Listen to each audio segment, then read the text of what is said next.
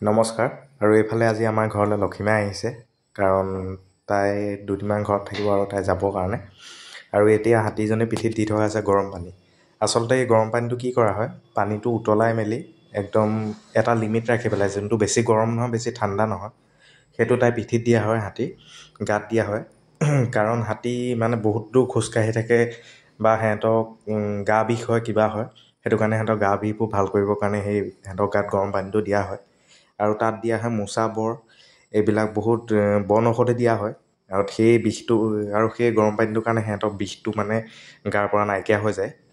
আৰু সেইটো কাৰণে হাতীবিলাকৰ চেহেৰাটো ভাল হৈ থাকে, স্বাস্থ্য ভাল হৈ থাকে, গাত বিষ নাথাকে। আৰু দিনটো কল টানি থাকে, সদায় সিহঁতক খাবৰ কাৰণে কলটো যোগাৰ কৰিব লগা হয়। কল ভাঙে, কল টানে, আৰু সেইবিলাকৰ কাৰণে সিহঁতক গাত বিষবিলাক হৈ থাকে। সেইটো কাৰণে গৰম পানীটো দিয়া হয়।